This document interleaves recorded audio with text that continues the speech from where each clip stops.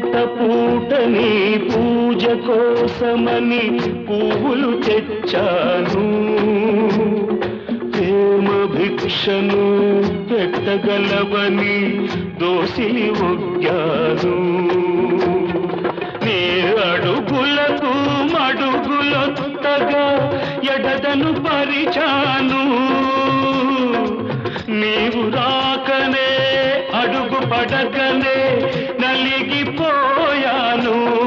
నేనొక ప్రేమ పిపాసిని